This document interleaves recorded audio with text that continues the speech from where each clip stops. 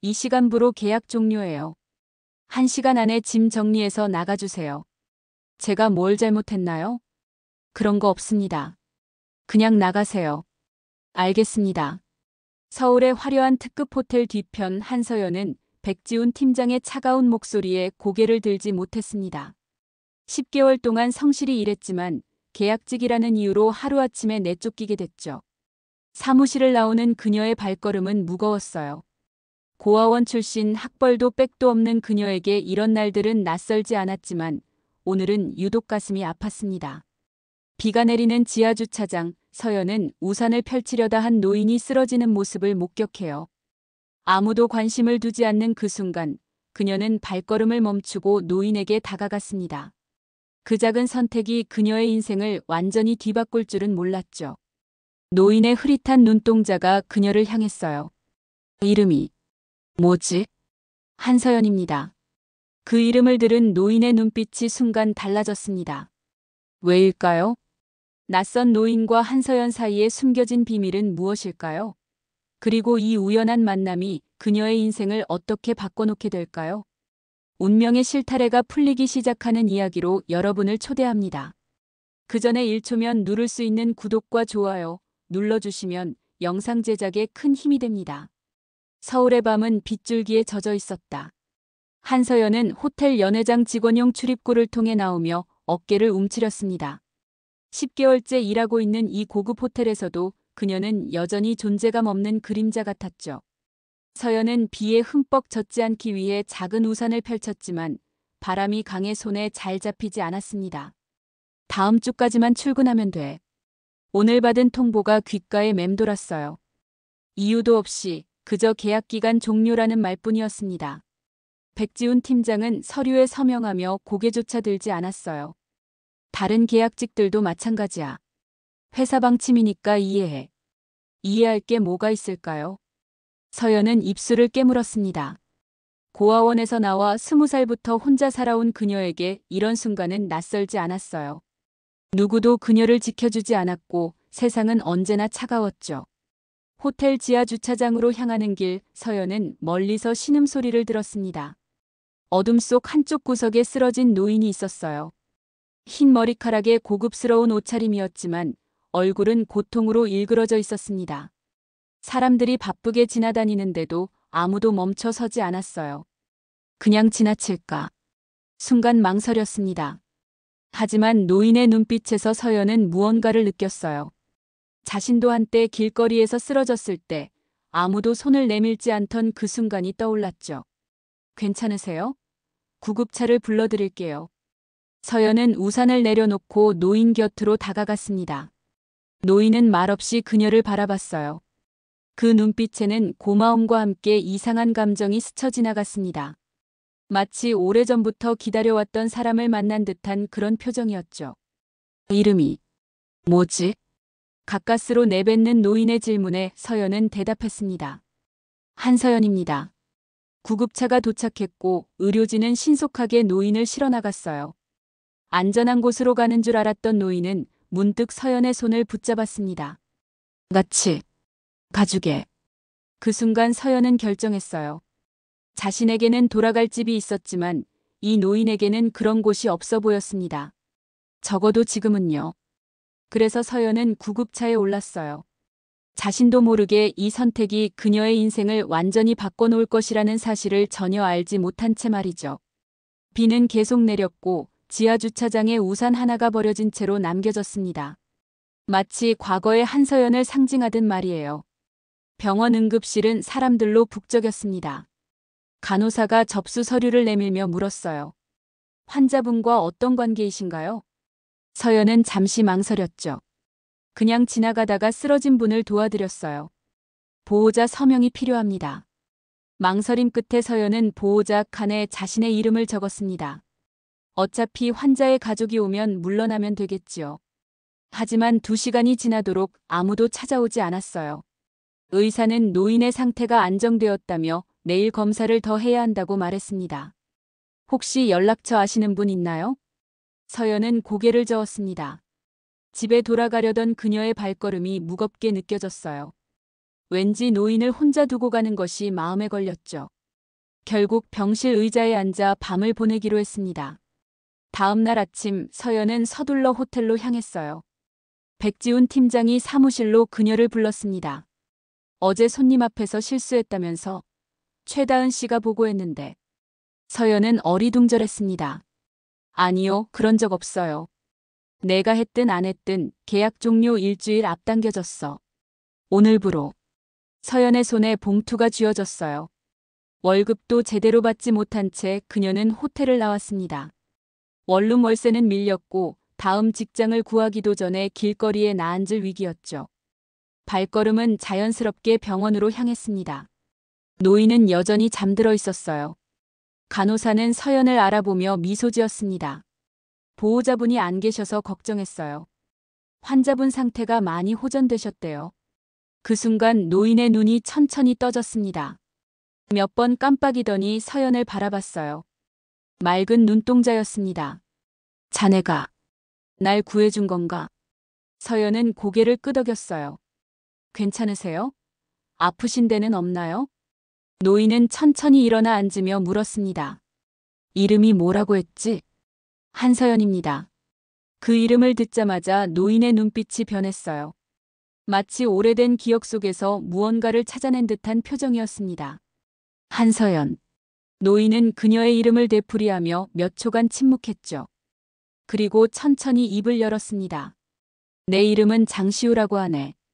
진우그룹의 창립자지. 서연은 놀라움을 감추지 못했어요. 진우그룹은 국내 최대 기업 중 하나였습니다. 그녀는 당황한 기색을 감추지 못했어요. 제가 알았다면 더 빨리 도움을. 장시우는 손을 들어 그녀의 말을 막았습니다. 자네가 누군지도 모르는 노인을 도왔다는 사실이 중요하네. 그게 자네의 진짜 모습이니까. 병원 복도에는 갑자기 긴장감이 감돌았습니다. 장미현이 도착했어요. 그녀는 장시우의 오랜 비서로 냉정한 표정으로 상황을 살폈죠. 회장님, 이틀 동안 연락이 안 되셔서 얼마나 걱정했는지 모릅니다. 장미현의 시선이 서연에게 머물렀어요. 의심과 호기심이 섞인 눈빛이었습니다. 서연은 자신이 필요 없게 되었음을 직감했죠. 이제 가봐야 할 것 같아요. 서연이 일어서려는 순간 장시우가 그녀의 손목을 잡았습니다. 어디 가나? 내게 이야기할 것이 있어. 병실에 셋만 남았을 때 장시우는 침대에 반쯤 기대어 앉았어요. 미현 씨, 이분이 날 구해준 은인일세. 한서연 씨라고 하네. 장미현은 고개를 숙여 인사했지만 여전히 경계심을 풀지 않았습니다. 장시우는 천천히 말을 이었어요. 한서연 씨, 직업이 어떻게 되나? 서연은 순간 당황했습니다. 호텔에서 일했어요. 어제까지는요. 해고당했군. 장시우의 날카로운 직감에 서연은 놀랐어요. 그는 계속해서 질문했습니다. 가족은? 없습니다. 고아원에서 자랐어요. 장시우와 장미현은 의미심장한 눈빛을 교환했죠. 장시우는 잠시 생각에 잠기더니 결심한 듯 말했습니다. 내게 제안이 있네. 들어볼 텐가? 병원에서 나와 장시우의 저택으로 향하는 차 안 서연은 현실감이 없었어요. 이런 상황이 꿈 같았죠. 장시우는 차창 밖을 바라보며 말했습니다. 나는 평생 혼자였네. 아내는 일찍 떠났고 자식도 없었지. 모든 걸 이루었지만 나눌 사람이 없었어. 서연은 무슨 말을 해야 할지 몰랐어요. 장시우는 그녀를 바라보며 말을 이었습니다. 자네가 내 삶에 들어온 건 우연이 아닐세. 내게 남은 시간이 얼마 없다는 걸 의사들이 말했어. 그렇지만 저는 그저 지나가던 가족이 되어주게. 장시우의 말에 차 안이 조용해졌어요. 서연은 귀를 의심했습니다. 무슨 말씀이신지. 내 양녀가 되어주게. 법적으로 그리고 마음으로. 서연은 혼란스러웠어요. 하루 만에 일자리를 잃고 이제는 재벌 회장의 양녀가 되라니. 이건 동화 같은 이야기였죠. 장시우의 저택은 웅장했습니다. 서연은 이런 곳에서 살아본 적이 없었어요. 방으로 안내된 그녀는 창밖을 바라보았습니다. 서울의 풍경이 발 아래 펼쳐졌어요. 마치 다른 세상에 온 것 같았죠. 장미현이 노크 후 들어왔습니다. 회장님께서 내일 변호사를 만나실 거예요. 입양 절차를 시작하기 위해서죠. 서연은 당황했어요. 너무 성급한 것 같아요. 저는 아직. 장미현은 처음으로 부드러운 표정을 지었습니다. 회장님은 결정하면 절대 바꾸지 않으세요. 그분은 자신이 원하는 것을 정확히 알고 계시죠. 침대에 누워 천장을 바라보며 서연은 자신의 인생이 어떻게 이렇게 급변할 수 있는지 생각했습니다. 가족. 그녀에게는 너무나 낯선 단어였어요. 고아원에서 늘 꿈꿔왔던 하지만 결코 가질 수 없다고 생각했던 것이죠. 아침 햇살이 저택의 창문을 통해 쏟아졌습니다. 서연은 눈을 뜨고 처음에는 어디에 있는지 혼란스러웠어요. 이내 현실을 기억하고 천천히 몸을 일으켰죠. 옷장에는 이미 그녀의 사이즈에 맞는 옷들이 준비되어 있었습니다. 누군가 세심하게 신경 쓴 흔적이었어요. 아래층으로 내려가자 장시우가 테라스에서 아침을 먹고 있었습니다. 그는 서연을 보며 미소 지었어요. 잘 잤나? 안 깨나? 함께 먹세. 서연은 조심스럽게 테이블에 앉았습니다. 풍성한 아침 식사가 차려져 있었어요. 장시우는 신문을 넘기며 말했죠. 오늘 변호사가 올 걸세. 입양 절차를 시작하려네. 서연은 음식에 손을 대지 못했습니다. 정말 괜찮으신 건가요? 저를 전혀 모르시잖아요. 장시우는 신문을 내려놓고 그녀를 바라봤어요. 사람의 본질은 위기의 순간에 드러나네. 자네는 아무런 조건 없이 낯선 노인을 도왔어. 그게 자네의 진짜 모습이야. 변호사는 오전에 도착했습니다. 모든 서류가 준비되어 있었어요. 장시우는 서연에게 물었죠. 내 성을 따르겠나? 장윤서. 어떤가? 서연은 숨을 깊게 들이마셨습니다. 한서연이라는 이름은 고아원에서 받은 것이었어요. 새 이름은 새로운 시작을 의미했죠. 좋습니다. 아버지. 처음으로 아버지라는 말을 내뱉은 순간 서연의 눈가에 눈물이 맺혔어요. 장시우도 감정을 억누르는 듯 했습니다. 오후 장시우의 개인 비서실에서 그는 서연에게 진우그룹에 대해 설명했어요. 내가 50년 전 작은 공장에서 시작했네. 이제는 국내 톱 기업이 되었지. 그의 설명에 서연은 압도되었습니다. 너무 큰 세계였어요. 그런데 왜 저를 선택하셨나요? 다른 사람들도 많았을 텐데. 장시우는 창밖을 바라보며 말했습니다. 난 오래전부터 자네를 찾고 있었네. 서연은 의아했어요. 무슨 뜻이신지. 그때 문이 열리고 장미현이 급하게 들어왔습니다. 회장님, 기자들이 저택 앞에 몰려왔습니다. 누가 정보를 흘린 것 같아요. 창문 너머로 저택대문 앞에 몰려든 기자들이 보였어요. 서연은 불안해졌습니다. 장시우는 침착하게 말했죠. 예상했던 일이네. 진우그룹 회장이 갑자기 양녀를 들인다? 대형 뉴스지. 어떻게 해야 하죠? 서연이 물었어요. 진실을 말하면 돼. 우리는 가족이 되기로 했으니까. 장시우는 스케줄표를 내밀었습니다. 내일부터 진우그룹 사회공헌재단 일을 배우게 될 걸세. 자네가 앞으로 맡게 될 일이야. 서연은 놀랐어요. 저에게 그런 능력이 있을까요? 자네는 가장 잘 알 걸세. 도움이 필요한 사람들의 마음을. 처음으로 서연은 자신의 배경이 약점이 아닌 강점이 될 수 있다고 느꼈습니다. 장시우는 그녀의 손을 꼭 잡았어요. 우리 함께 많은 것을 할 수 있을 걸세. 자네가 내 딸이 되어준다면. 뉴스는 빠르게 퍼졌습니다. 진우그룹 장시우 회장, 계약직 출신 여성을 양녀로 입양 헤드라인이 모든 언론을 장식했어요. 서연은 갑작스러운 관심의 중심에 서게 되었죠. 어떻게 장시우 회장을 만나게 되셨나요? 고아원 출신으로 재벌가에 입성하신 소감이 어떠신가요? 혹시 계획된 만남이었던 건 아닌가요? 기자들의 질문 세례에 서연은 당황했습니다. 장미현이 그녀를 보호하듯 옆에서 기자들을 막았어요. 사람들의 수군거림이 귓가에 맴돌았죠. 고아 출신이 재벌 상속녀라니. 분명 뭔가 있을 거야. 장시우 회장이 속은 거 아냐? 진우그룹 본사로 향하는 차 안에서 서연은 창밖만 바라봤습니다. 장미현이 말했어요. 신경 쓰지 마세요. 사람들은 항상 자신들이 이해할 수 없는 것에 의심을 품어요. 본사에 도착하자 직원들의 시선이 서연에게 쏠렸습니다. 그녀는 고개를 숙인 채 장미현을 따라 엘리베이터에 올랐어요. 사회공헌재단 사무실에 도착하자 직원들이 공손하게 인사했지만 그들의 눈빛에는 의구심이 가득했죠. 장윤서 이사님 환영합니다. 아직 낯선 새 이름의 서연은 잠시 반응하지 못했어요. 장미현이 그녀를 회의실로 안내했습니다. 재단의 현재 프로젝트들입니다. 회장님께서 윤서 씨가 특히 보호종료 청년 지원 프로그램에 관심을 가질 거라고 하셨어요. 서류를 넘기며 서연은 자신의 이야기와 비슷한 청년들의 사례를 발견했습니다. 고아원을 나와 사회에 첫 발을 내딛는 청년들, 그들이 겪는 어려움, 그리고 너무 부족한 지원 시스템이었어요. 이 프로그램을 확대하고 싶습니다. 처음으로 서연은 자신감 있게 말했어요. 장미현은 놀란 듯 그녀를 바라봤습니다. 물론이죠. 어떤 방향으로 생각하고 계신가요? 서연은 자신의 경험을 바탕으로 아이디어를 내기 시작했어요. 주거 지원, 취업 프로그램, 심리 상담까지. 그녀가 직접 겪었던 어려움들을 해결할 수 있는 방안들이었죠. 오후 장시우가 재단을 방문했습니다. 서연은 자신의 계획을 설명했어요.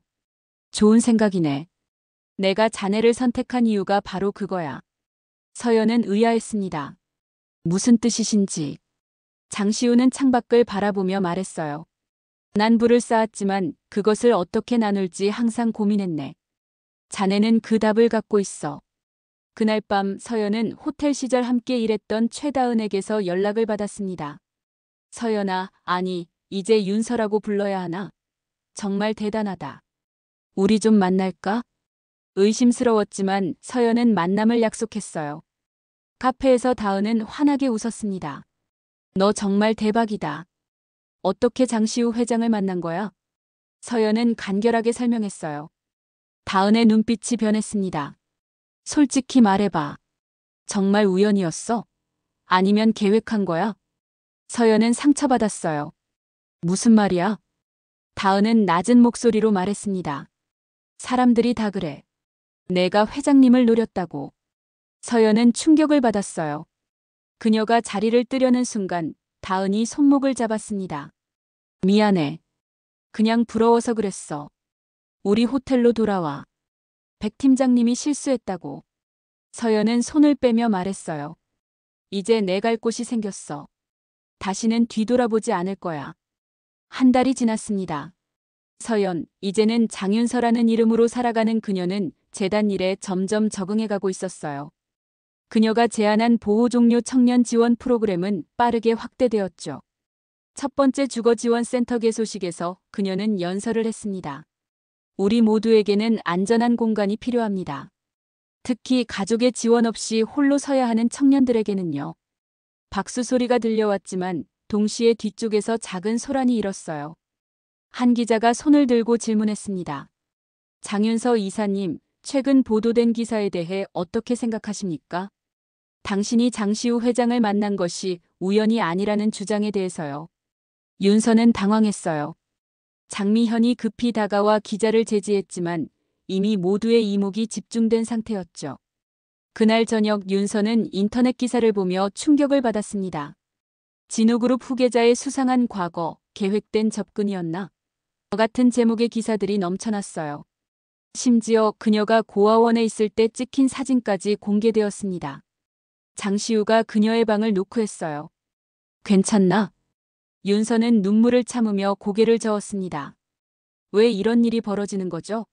제가 뭘 잘못했나요? 장시우는 침착하게 그녀 옆에 앉았어요. 내 재산을 노리는 사람들이 많네. 자네가 위협이 된 거지. 윤서는 덜덜 떨리는 손으로 노트북을 닫았습니다. 저는 아무것도 바라지 않았어요. 그저 알아. 그게 자네의 진심이라는 것을 나는 안다네. 다음 날 아침 더 충격적인 기사가 나왔어요. 장시우 회장의 비밀스러운 과거, 그리고 한서연과의 연결고리 기사는 장시우가 50년 전 사업을 시작할 때의 이야기를 파헤쳤습니다. 그리고 윤서의 친모로 추정되는 인물에 대한 언급까지 있었어요. 윤서는 혼란스러웠습니다. 장시우를 찾아가 물었어요. 이게 다 무슨 뜻인가요? 기사에 나온 내용이 사실인가요? 제 친어머니와 관련이 있으신 건가요? 장시우는 깊은 한숨을 내쉬었습니다. 그의 눈에는 오랜 세월의 무게가 느껴졌어요. 이런 식으로 알게 될 줄은 몰랐네. 안께 윤서야. 자네에게 모든 것을 말해주겠어. 장시우는 오래된 앨범을 꺼냈습니다. 첫 페이지에는 젊은 여성의 사진이 있었어요. 이 사람은 한지영. 자네 어머니야. 윤서는 숨을 멈췄습니다. 처음 보는 얼굴이었지만 어딘가 자신과 닮아 있었어요. 지영은 내 회사 첫 직원 중 하나였네. 뛰어난 인재였지. 그러나 회사가 어려움을 겪던 시절 그녀는 병에 걸렸어. 내가 치료비를 지원했지만 장시우의 목소리가 떨렸어요. 그녀는 자네를 낳고 세상을 떠났네. 마지막 부탁이 자네를 잘 보살펴달라는 거였어. 하지만 당시 나는 회사부도 위기에 처해 있었고 자네를 고아원에 맡길 수밖에 없었지. 윤서의 눈에서 눈물이 흘러내렸습니다. 장시우는 계속해서 말했어요. 회사가 안정되자마자 자네를 찾아갔네. 하지만 이미 입양되어 있었어. 그 가정이 자네를 잘 돌볼 거라 생각했지. 그런데 제가 다시 고아원으로 돌아왔죠. 윤서가 덧붙였습니다. 그래. 입양 가정에 문제가 생겼다는 소식을 들었을 때는 이미 자네를 다시 찾을 수 없었네. 그 후로 계속 자네를 찾아왔어. 윤서는 복잡한 감정에 휩싸였어요. 분노, 슬픔, 그리고 이상하게도 안도감이 밀려왔습니다. 왜 진작 말씀해주지 않으셨어요? 자네가 날 선택한 것이 순수한 마음에서 비롯된 것임을 확인하고 싶었네. 그리고 자네에게 갑자기 이런 사실을 말하는 것이 얼마나 큰 충격일지. 윤서는 일어나 창가로 걸어갔어요. 바깥 세상은 여전히 돌아가고 있었습니다. 그녀의 세계만 완전히 뒤바뀐 것 같았죠. 그럼 전 회장님의 양녀가 아니라 실제 혈연 관계가 있는. 아니네. 법적으로나 혈연적으로나 우리는 아무 관계가 없어. 지영은 내 직원이었을 뿐이야. 하지만 내 마음속에선 장시우의 목소리가 갈라졌어요. 내 마음속에선 자네가 항상 내 딸이었네. 다음 날 아침 더 많은 기사가 쏟아졌습니다. 윤서의 과거와 장시우와의 연결고리에 대한 온갖 추측이 인터넷을 뒤덮었어요. 윤서는 사무실로 향하는 차 안에서 침묵했습니다. 장미현이 걱정스러운 눈빛으로 물었어요. 괜찮으세요? 윤서는 가만히 창밖을 바라보며 대답했습니다. 어떻게 해야 할지 모르겠어요. 제가 여기 있을 자격이 있는 건가요? 장미현은 잠시 말을 고르더니 조용히 말했어요. 회장님께서 오랜 세월 당신을 찾아오셨다는 사실을 알고 계세요? 당신의 이름을 들었을 때 그분의 눈빛이 얼마나 달라졌는지. 본사에 도착했을 때 로비에는 이미 직원들의 수군거림이 가득했습니다. 윤서가 엘리베이터를 기다리는 동안 뒤에서 들려오는 말들이 그녀의 귀에 들어왔어요. 진짜 회장님 딸이라던데. 아니래, 그냥 직원의 딸이었대. 어쨌든 우리와는 다른 세계 사람이지. 재단 사무실에 도착해보니 분위기가 어색했습니다. 모두 갑자기 바빠 보였고 윤서에게 말을 걸지 않았어요. 오직 장미현만이 변함없이 그녀를 대했죠. 오후 장시우가 전화를 걸어왔습니다. 오늘 저녁에 중요한 이사회가 있네. 자네도 함께 자리해주길 바라. 윤서는 망설였어요. 정말 괜찮을까요? 이런 상황에서. 지금이야말로 자네가 자신의 가치를 보여줄 때야. 이사회 회의실은 진우그룹의 핵심 인물들로 가득 찼습니다. 윤서가 장시우와 함께 입장하자 모두의 시선이 그들에게 쏠렸어요. 장시우는 단상에 올라 말했습니다. 오늘 중요한 발표가 있네. 내 건강이 예전 같지 않아 은퇴를 결심했어. 충격적인 발표에 회의실이 술렁였어요. 장시우는 계속해서 말했습니다. 그리고 내 재산의 상당 부분을 사회공헌재단에 기부하기로 했네. 재단의 새 이사장으로 장윤서를 임명한다. 더 큰 술렁임이 일었습니다. 한 이사가 일어나 말했어요. 회장님 신중히 생각하셔야 합니다. 윤서 씨는 경험도 없고. 장시우는 단호하게 대답했습니다. 경험은 쌓을 수 있네. 하지만 진심은 만들어지지 않아. 회의가 끝나고 윤서는 복도에서 울음을 참고 있었어요.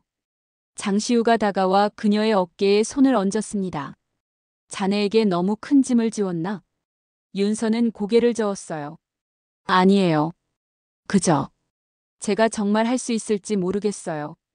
사람들이 저를 인정할지. 장시우는 창밖을 바라보며 말했습니다. 내가 처음 사업을 시작했을 때 아무도 날 믿지 않았네. 가난한 집 아들이 무슨 사업을 한다고. 하지만 중요한 건 다른 사람들의 시선이 아니야. 그는 윤서를 바라봤어요. 자네가 누구인지 무엇을 위해 살아가는지가 중요하네. 윤서는 깊게 숨을 들이마셨습니다. 그리고 천천히 말했어요. 저는 한서연으로 태어나 이제는 장윤서가 되었습니다. 하지만 그 이름이 뭐든 제가 누구인지는 변하지 않아요. 장시우의 눈에 눈물이 맺혔습니다. 그래, 바로 그거야. 윤서는 용기를 내어 물었어요. 아버지, 정말 아버지라고 불러도 될까요? 장시우는 그녀를 품에 안았습니다. 물론이지. 난 항상 자네의 아버지였어. 1년이 지났습니다. 진우그룹 사회공헌재단 이사장 장윤서의 기자회견장은 사람들로 가득 찼어요. 그녀는 단상에 올라 말했습니다. 오늘 저희 재단은 새로운 프로젝트를 시작합니다. 함께 가는 길이라는 이름의 이 프로젝트는 전국의 보호종료 청년들에게 주거, 교육, 취업, 그리고 심리적 지원을 제공하는 통합 프로그램입니다. 카메라 플래시가 터지고 기자들의 질문이 이어졌어요. 윤서는 자신감 있게 대답했습니다. 더 이상 과거의 소문과 추측에 흔들리지 않았죠. 기자회견 후 윤서는 첫 번째 함께 가는 길 센터 개소식에 참석했습니다. 이곳은 보호 종료 청년들이 자립을 준비하며 머물 수 있는 공간이었어요. 장시우도 휠체어를 타고 함께했습니다. 그의 건강은 악화되었지만 눈빛만은 여전히 맑았어요. 자네가 자랑스럽네, 윤서야. 윤서는 아버지의 손을 꼭 잡았습니다. 모두 아버지 덕분이에요. 장시우는 고개를 저었어요. 아니야. 이건 전부 자네가 이룬 거야. 센터를 둘러보는 동안 한 청년이 다가와 윤서에게 말을 걸었습니다. 저도 고아원 출신이에요. 이사장님 이야기를 듣고 용기를 얻었어요. 윤서는 미소를 지었어요. 우리는 혼자가 아니에요. 함께 가는 거예요. 저녁 장시우의 저택 테라스에서 윤서와 장시우는 별을 바라보고 있었습니다. 장미현이 차를 가져다 주며 말했어요. 두 분 덕분에 재단이 완전히 달라졌어요. 사람들의 인식도요. 장미현이 자리를 비운 후 장시우는 조용히 말했습니다. 윤서야, 내가 얼마 남지 않았다는 걸 알지? 윤서는 아버지의 손을 꼭 잡았어요. 말씀하지 마세요. 두렵지 않네. 자네를 만났으니까. 내 남은 시간이 얼마든 우리는 가족이야. 윤서의 눈에 눈물이 맺혔습니다. 우리는 항상 가족이에요, 아버지. 장시우는 미소를 지었어요. 자네에게 물려줄 회사나 재산보다 더 중요한 것이 있네. 무엇인가요? 사람을 보는 눈이야. 그리고 나눔의 가치. 자네는 그걸 이미 알고 있었지. 별이 빛나는 밤하늘 아래 윤서는 지난 날을 떠올렸습니다. 호텔 계약직에서 재단 이사장이 되기까지 그 여정은 순탄치 않았어요. 하지만 그 모든 순간이 그녀를 지금 여기로 이끌었죠. 2달 후 장시우는 평화롭게 눈을 감았습니다. 장례식장에는 수많은 사람이 찾아왔어요. 재계 인사들부터 재단의 수혜자들까지. 윤서는 강한 모습을 유지했습니다. 그녀는 이제 혼자가 아니었으니까요. 장례식 후 윤서는 아버지가 남긴 편지를 받았어요. 윤서에게. 자네가 내 삶에 들어온 것은 우연이 아니었네. 어쩌면 긴 인연의 끝이었을지도 모르지. 하지만 그보다 중요한 것은 자네와 내가 서로를 선택했다는 사실이야. 가족은 피보다 마음으로 만들어지는 것이니까. 자네의 아버지로서 살 수 있어 행복했다네. 장시우. 1년 후 윤서는 장시우 기념관을 열었습니다. 이곳은 단순한 기업인의 업적을 기리는 공간이 아니라 나눔과 공존의 가치를 배우는 교육의 장이었어요. 개관식에서 윤서는 연설했습니다. 저는 어릴 적 가족이 무엇인지 몰랐습니다. 하지만 이제 알아요. 가족은 같은 피보다 같은 방향을 바라보는 마음에서 시작된다고 믿습니다. 윤서의 말에 청중들은 뜨거운 박수를 보냈어요. 그녀는 단상에서 자신이 만든 프로그램의 첫 졸업생들을 바라봤습니다. 그들의 눈빛에서 희망을 보았죠. 가장 외로운 순간에도 누군가는 당신을 지켜보고 있습니다. 그게 가족이에요. 우리 모두는 서로의 가족이 될 수 있습니다. 윤서는 하늘을 바라봤어요. 어딘가에서 아버지가 미소 짓고 있을 것 같았습니다. 그녀는 이제 자신의 자리를 찾았어요. 더 이상 어디에도 속하지 못하는 사람이 아니었습니다. 그녀는 모두의 가족이 되기로 했으니까요. 여러분은 이 이야기를 듣고 어떤 생각이 드셨나요? 여러분의 생각을 아래 댓글에 남겨주세요. 그리고 감동적인 사연을 주변 사람들과 공유하고 함께 이야기 나눠보세요. 마지막으로 1초밖에 걸리지 않는 구독과 좋아요, 알림 설정은 영상 제작에 큰 힘이 됩니다.